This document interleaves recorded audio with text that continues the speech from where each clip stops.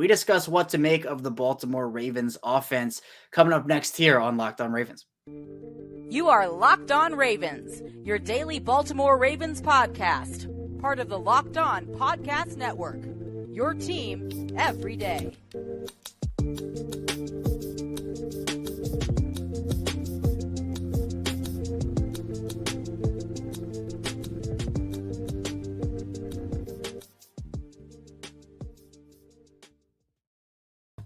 Welcome into another edition of Locked On Ravens, your daily Baltimore Ravens podcast. I'm your host, Kevin Oestreicher of Ravens Wire. We're here on the Locked On Podcast Network, your team every day. Thank you so much for tuning in with us, making us your first listen of the day. We're free and available on all platforms, including on YouTube. And today's episode of Locked On Ravens is presented by PrizePicks. PrizePicks is daily fantasy made easy. Pick 2 to 5 players, and if they score more or less in their PrizePicks projection, you go up to 10 times the money in their entry. First time users are going to receive 100% instant deposit. Owners also promo code Locked On. That's PrizePicks.com promo code Locked On. And we are back here on a Tuesday after the Ravens pull off a 13-3 win over the Carolina Panthers in Week 11. They moved their record to 7-3, 4-game winning streak. And here with me to talk about that, talk about just what to make of this Ravens offense and more is former Baltimore Ravens wide receiver and Super Bowl champion, Qadry Ismail. And Q, I know we talked last week on Friday about what this Ravens team would do against Carolina, and we both hoped that they would extend that winning streak to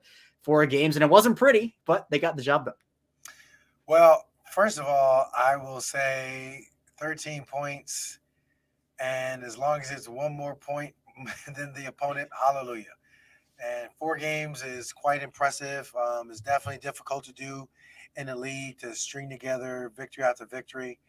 Clearly, you're in the NFL, and every week it's going to present its own soap opera and, plot points and all the things. And that's what makes it so fun for us to kind of sit back and talk and do what we do. But, yeah, it's weird because I really thought this is going to be that coming off a bye, let's just dominate and really show that we're part of that upper tier type unit. But now, after like you said, that, the victory, again, it was great, but 13-3, I feel like it's like, okay, all right, there's work to be done.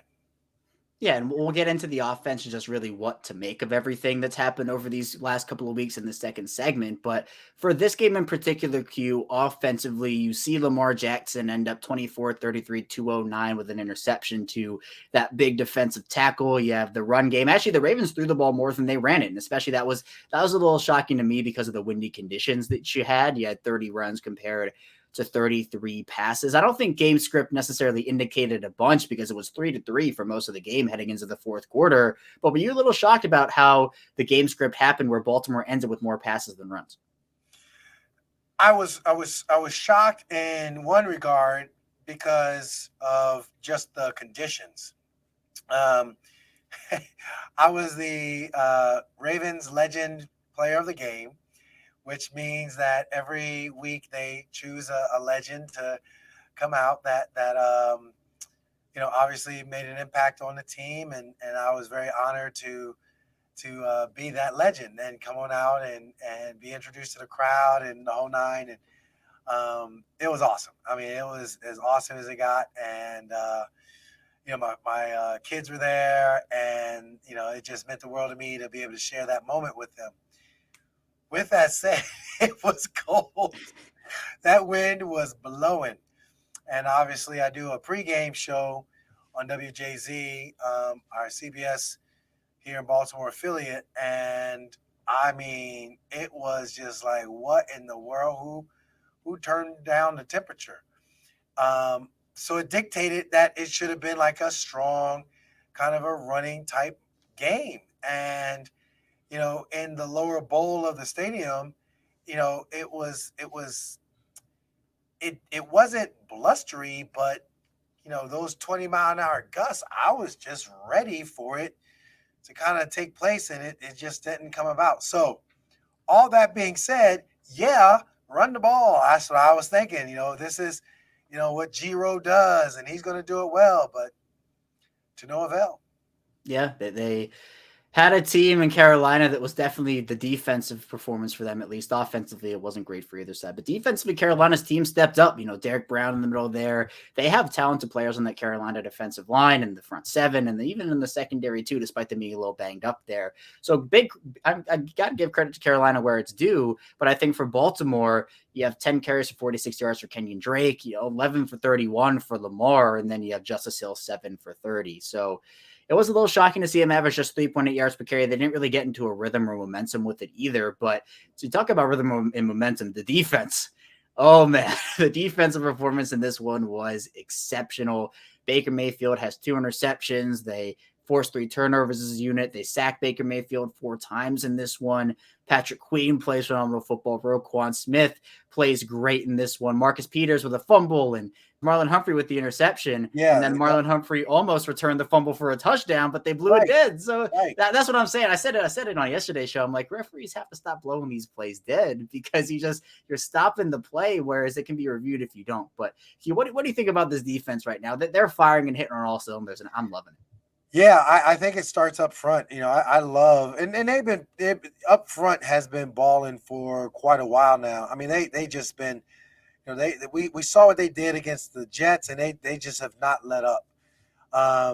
With that said, now with the addition of Roquan Smith, some people just get chemistry, and other people fall in love right away. So. John Harbaugh is a happy man when he got both his middle linebackers playing at such an extremely high level. It looks like, Ray Lewis and Peter Boulware and,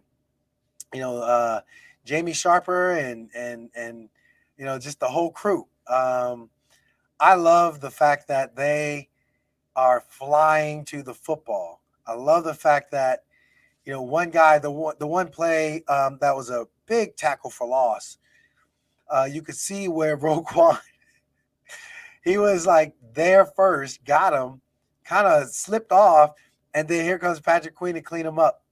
I just thought that was just such a typical play because of the way the D-line was scraping down the edge, and there was nowhere to go for the running back, and here comes the 2 linebackers doing what they're supposed to do because the D-line was handling their business.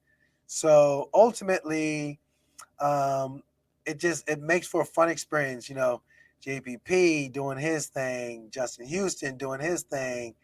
Obviously Odafe Owe, and I think he was into concussion protocol, right?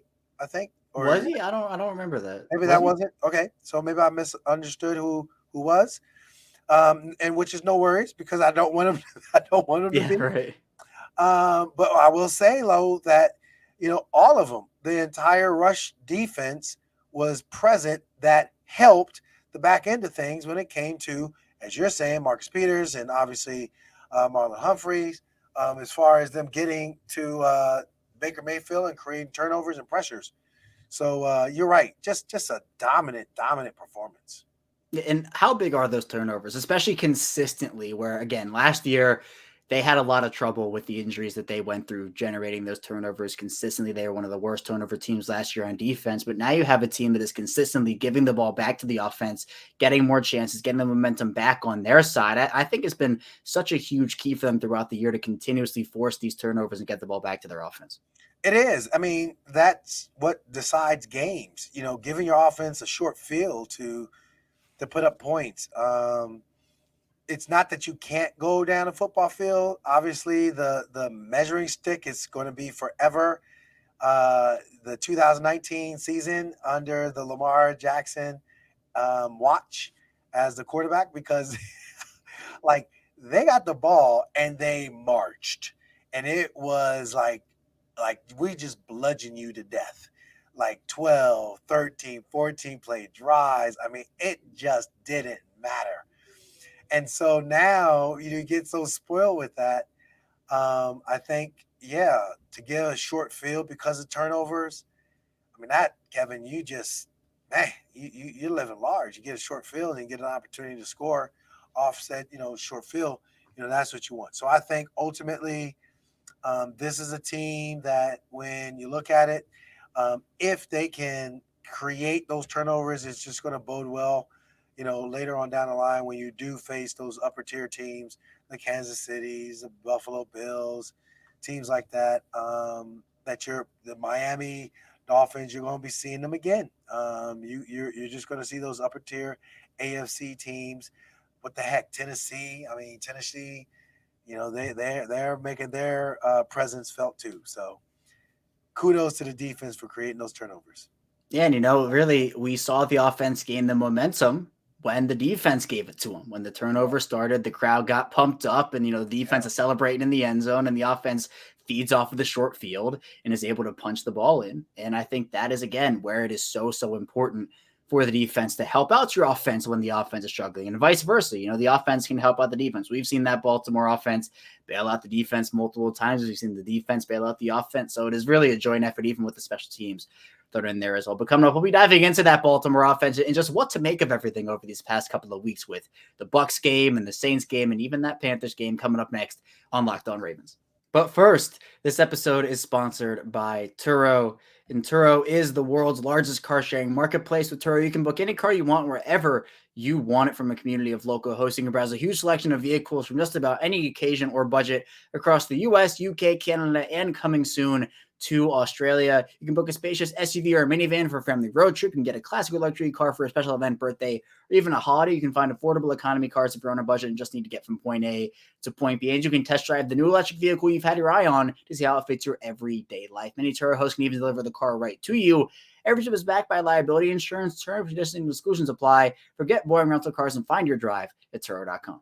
And this episode is sponsored by PrizePicks. And I had a good week of fantasy, although I did lose one of my matchups by 0.3 points. It was a heartbreaker, but it's all right. And if you want a different twist on fantasy, be sure to check out PrizePicks. They're super easy to use. They have a ton of current entries that you can have as well. And how it works is you pick 2 to 5 players, and if they score more or less in their PrizePicks projection, you can go up to 10 times money on any entry. There's no competing against other people. It says universe projections available.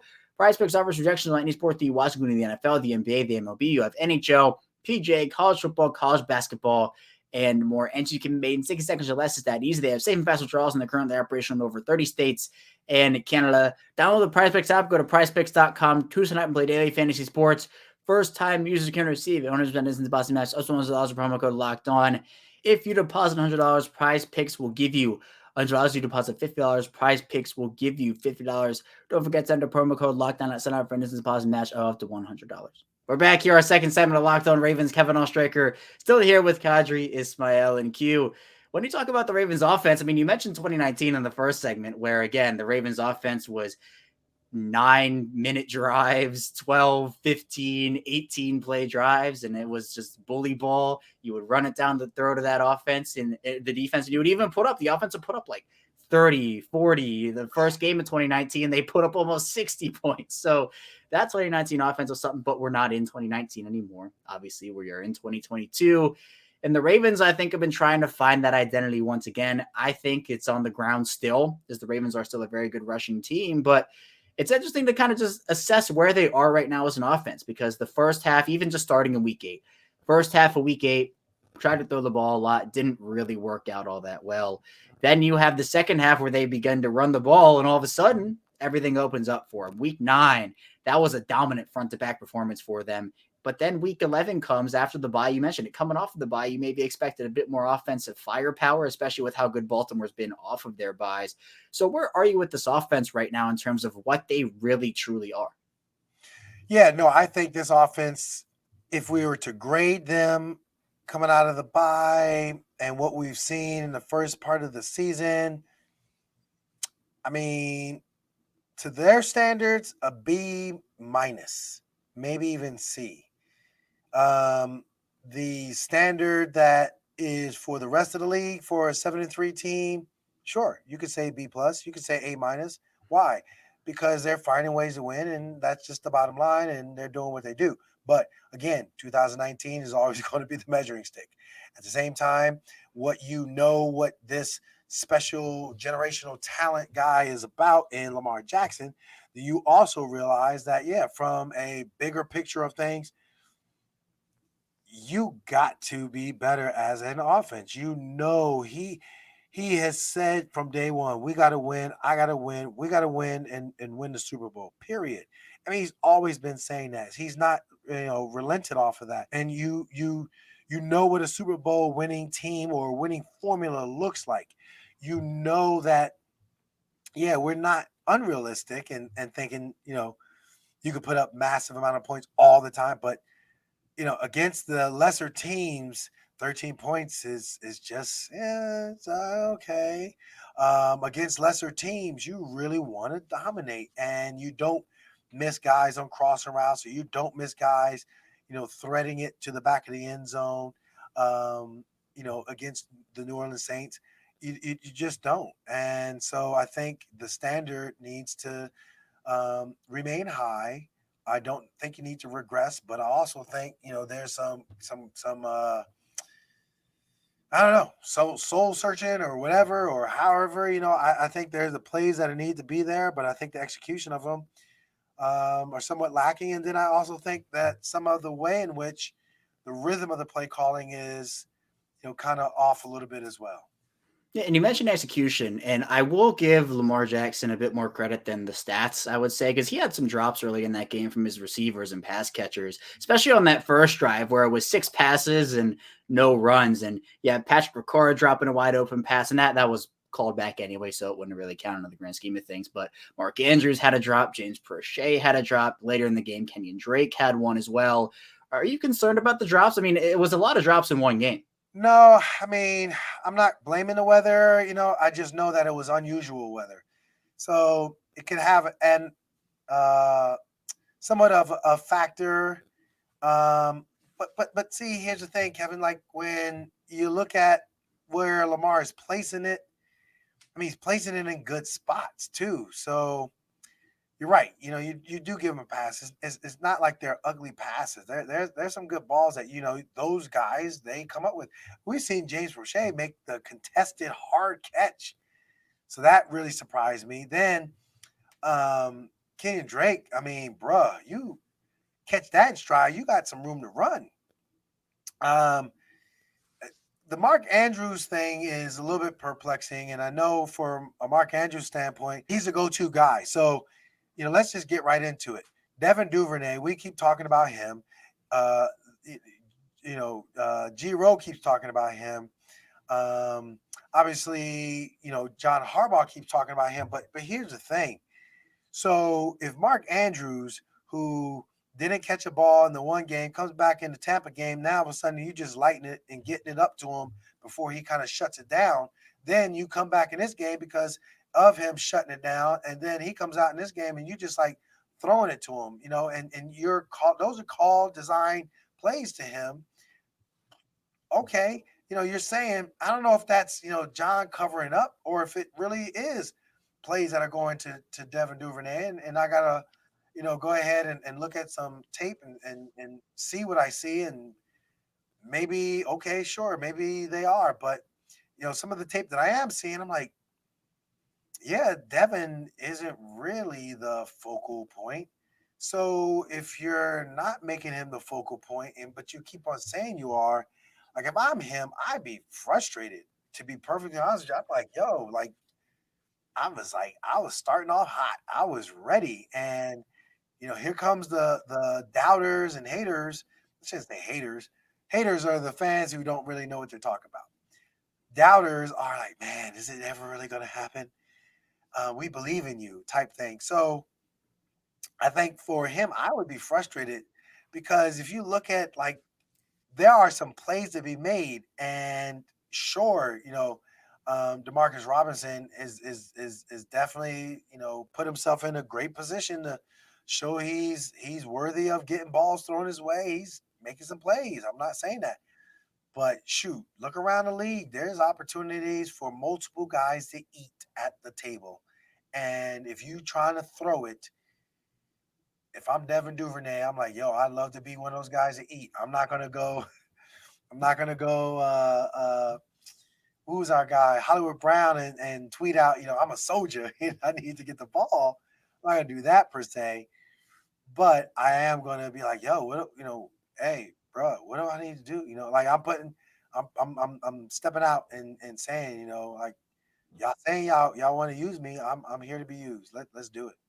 Yeah, and I made this point yesterday. I'll probably make it a point on every show throughout this week. Is this isn't like an experiment type thing still, where it's like, oh well, maybe Devin Duvernay can do it if he gets the ball. Let's see what he can do. We've seen it. We've seen him contribute. We've seen him make big plays, contested catches, be electric in the open field. This isn't like they're trying to figure it out. They know that he's this player. They understand that he's dynamic, and they understand that he's a game changer. So it's interesting. Like it's perplexing to the fact that, only 2 total touches in this game, 1 carry and 1 reception, just under 10 yards total. But it's something that we've heard going back to even like week 6, where the team has been asked about it. And they said, yeah, Greg Roman, I'm marking him down in my notebook. We're going to get him more touches. And then he doesn't really get consistent touches. So it's interesting. I mean, Mark Andrews is the focal point still, and I don't think that's necessarily going to change. But at the same time, it's not a bad thing. No. Because of the fact that, the Rob Gronkowski era proved that you can have, it come through the tight end. The Travis Kelce ongoing era proves that you can have, a number 1 tight end and your offense go through him. So it's not that. It's the, okay, when I look at Mark Andrews, I look at a chunk down the field guy. He's certainly put up those big chunk yards. Like he can get 20 yards, 30 yards type thing. And if you are slipping on him and you miss, he absolutely can go 45. That catch run type play or no safety help type man-to-man on the backside, that we saw, for example, in Bateman when he caught the little slant route and took it and dipped off out the back gate for a touchdown against Miami, or the way Duve went in the Jets game. Those plays there, in my mind, are receiver-oriented big plays. Travis Kelce has proven he can make some big plays and score. Obviously, we saw what Gronk did time and time again. I think Mark is, like I said, he's that big chunk play guy. So it's not like he can't do it, but I think, Devin absolutely has the he's put up enough of a resume to say I can make contested catches, bro, and I can make some plays down the football field. But I think he can. I think he can be a volume catcher. I think Mark has proven he is a volume catcher. I think Devin can be a volume catcher and equally make, if not make, bigger plays than what we're seeing from Mark Andrews. Right, and I don't think Devin Duvernay has to be the focal point of the offense to have success and still get touches. You can still make Mark Andrews the focal point and have Devin Duvernay still make an impact with 4 targets or 5 targets and then 2 or 3 rushes, and then he's returning balls as well. So he has shown that as a receiver, as a runner, as a returner, he can do it. And so I think it's perplexing a lot of people. It's just why the touches aren't consistently there. John Harbaugh talked about it on Monday, saying that there were opportunities in the game, but it just didn't go the way that they thought it was going to go. So I don't know. We'll see with Devin Duvernay. I think he definitely does deserve more touches going forward, though, as we've both talked about Q for the past couple of weeks. But coming up here on Locked On Ravens, we'll dive into the Ronnie Stanley injury, the Kyle Hamilton injury, and more to round out the show. So be sure to stay tuned here. Still a ton to talk about on the show. But first, this episode is sponsored by BetOnline, and BetOnline.net is your number 1 source for sports betting info, stats, news, and analysis. You can get all the latest odds and trends for every professional and amateur league that's out there, from football to basketball, soccer, and esports. They've got it all at BetOnline.net. And if you love sports podcasts, you can find those at BetOnline as well. I'm a Denver Nuggets guy, so I'm always searching for latest Nuggets odds and also Nuggets news, of course. And they're always the fastest and easiest way to get your betting fix. As the website allows you mobile device to learn more, BetOnline, where the game starts. We're back, rounding out Locked On Ravens with Qadry Ismail. I'm Kevin Oestreicher. In this game, Q, you have a team that, I think it was a gritty, ugly win, but they still got a win. But when you're talking about injuries, there were a couple. The Ravens losing both Ronnie Stanley and Kyle Hamilton. And It's difficult to say just where they are right now. John Harbaugh didn't have any. Actually, the only update we got was from Lamar Jackson after the game, where he said he went in and Ronnie Stanley said he was pretty good. And the injury, we'll start with Stanley first, looked eerily similar-ish to the one he suffered in 2019 against the Pittsburgh Steelers, where he got rolled up on, or in 2020, against the Pittsburgh Steelers, where he got rolled up on. Now, it looked like he got his ankle out in time, so it wasn't like we actually saw any roll action on the ankle, but still, it was an injury where he limped off the field, had to get tended, and didn't come back in the game. What's your concern level with Stanley's injury, and what do you think the timeline could potentially be based off what we know right now, which isn't really a ton at the moment? So, from the Ronnie Stanley aspect of it all, I think, one, what John Harbaugh is saying is that they'll know more, but what they feel they've seen so far is not bad. Obviously, he walked out of the locker room Sunday's game, with a boot on, and if it was a boot, no crutches. If it was like some of the things that we look for, so in other words, basically that just says, okay, the swelling wasn't as bad. Oh, okay, so after he got treatment, he was like, oh, all right, it's not like, oh God, my leg, it hurts. I think he was feeling like better than he probably thought it was, as far as like him feeling it was a really bad injury. So I'm thankful that he feels that way. I'm thankful that if the MRI is going to show anything, it'll probably just show it was probably like a mild sprain or whatever, but nothing that is going to majorly set them back.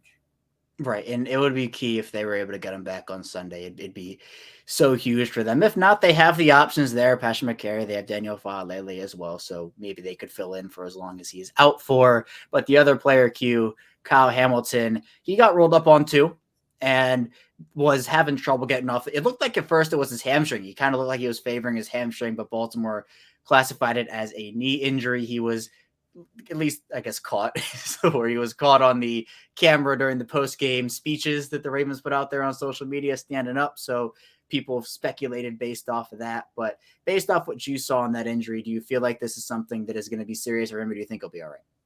That's so funny when they say about standing up. Man, you got so much adrenaline in you and the whole 9 yards. You can stand. I mean, that's cool. Heck, I had a grade 2 MCL sprain, and I was standing and moving and walking, man, but as soon as that doggone adrenaline wore off and everything, well, you're like, oh my God. So yeah, anyway, that being said, with the knee, it just depends on the ligament, number one, but then number two, it's the swelling. Yeah, again, if it is like an MCL or if it's in that medial side, it could be, a little bit of the popliteus.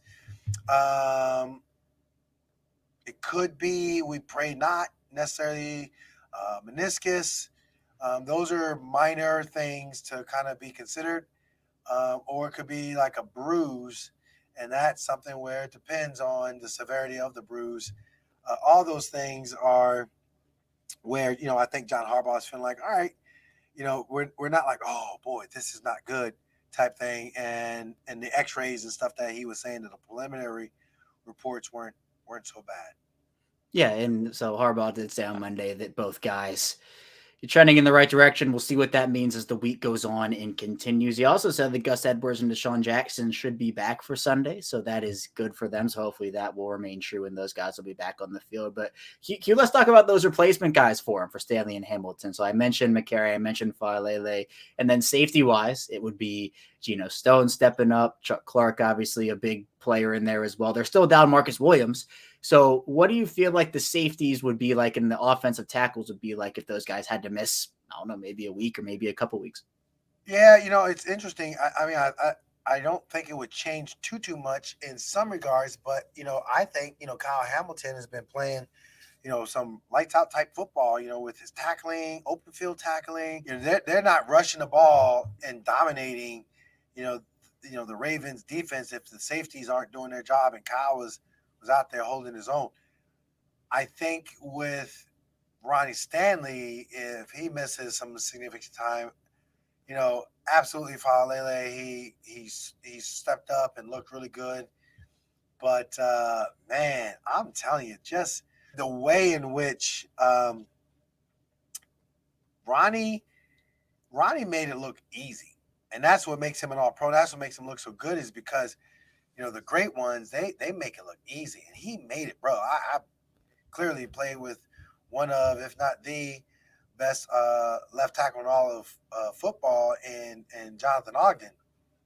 Bro, man, he just made it look easy, and Ronnie's technique is so sound and flawless. That's something that you just don't replace that every time you get. I mean, we talked about it on previous shows where we saw how the running game looked different because he was in there and healthy. Like, you ain't just gonna say, "Oh, guys, yeah, you've been playing well. Get your butt in there and go." Ronnie Stanley will be missed. Yeah. So hopefully, depending, I'm about to say, I don't want to knock on wood. Right. If he's okay. Yeah, if those two guys have to miss some time, it's definitely a big loss on both sides of the ball. Stanley's played outstanding since coming back from that injury, and Kyle Hamilton, he's coming to his own. He's playing the big nickel role for them all over the field. He's looked great. So again, hopefully those two are all right. But Q, how are you feeling for this Jacksonville game here? Week 12, hopefully more of a bounce back game for the offense, and hopefully the defense will be able to continue their hot streak. So the biggest thing is letdown. The biggest thing is complacency. The biggest thing is playing down to your opponent and not realizing the sense of urgency.